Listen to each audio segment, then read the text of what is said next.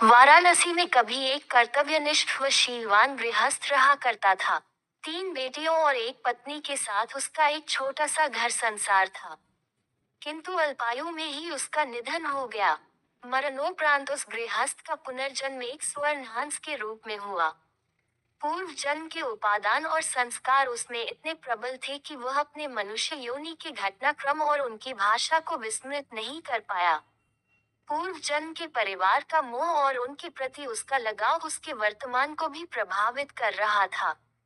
एक दिन वह अपने मोह के आवेश में आकर वाराणसी को उड़ चला, जहां उसकी पूर्व जन्म की पत्नी और 3 बेटियां रहा करती थीं। घर के मुंडेर पर पहुंचकर जब उसने अपनी पत्नी और बेटियों को देखा तो उसका मन खिन्न हो उठा, क्योंकि उसके मरणोपरांत उसके परिवार की आर्थिक दशा दयनीय हो चुकी थी। उसकी पत्नी और बेटियां अब सुंदर वस्त्रों की जगह चिथड़ों में दिख रही थीं। वैभव के सारे सामान भी वहां से तिरोहित हो चुके थे। फिर भी पूरे उल्लास के साथ उसने अपनी पत्नी और बेटियों का आलिंगन कर उन्हें अपना परिचय दिया और वापस लौटने से पूर्व उन्हें अपना एक सोने का पंख भी देता गया, जिसे बेचकर उसके परिवार वाले अपने दारिद्र्य को कम कर सकें। इस घटना के पश्चात हंस समय समय पर उनसे मिलने वाराणसी आता रहा और हर बार उन्हें सोने का एक पंख देकर जाता था। बेटियां तो हंस की दानशीलता से संतुष्ट थी, मगर उसकी पत्नी बड़ी ही लोभी प्रवृत्ति की थी। उसने सोचा क्यों न वह उस हंस के सारे पंख निकालकर एक ही पल में धनी बन जाए। बेटियों को भी उसने अपने मन की बात कही, मगर उसकी बेटियां ने उसका कड़ा विरोध किया।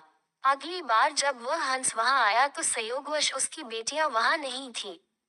उसकी पत्नी ने तब उसे बड़े प्यार से पुचकारते हुए अपने करीब बुलाया। नल प्रपंच के खेल से अनभिज्ञ वह हंस खुशी खुशी अपनी पत्नी के पास दौड़ता चला गया। मगर यह क्या, उसकी पत्नी ने बड़ी बेदर्दी से उसकी गर्दन पकड़ उसके सारे पंख एक ही झटके में नोच डाले और खून से लथपथ उसके शरीर को लकड़ी के एक पुराने में फेंक दिया। फिर जब वह उन सोने के पंखों को समेटना चाह रही थी तो उसके हाथों सिर्फ साधारण पंख ही लग सके, क्योंकि उस हंस के पंख उसकी इच्छा के प्रतिकूल नोचे जाने पर साधारण हंस के समान हो जाते थे। बेटियां जब लौटकर घर आईं तो उन्होंने अपने पूर्व जन्म के पिता को खून से सना देखा, उसके सोने के पंख भी लुप्त थे। उन्होंने सारी बात समझ ली और तत्काल ही हंस की भरपूर सेवा शुश्रूषा कर कुछ ही दिनों में उसे स्वस्थ कर दिया। स्वभावत उसके पंख फिर से आने लगे, मगर अब वे सोने के नहीं थे।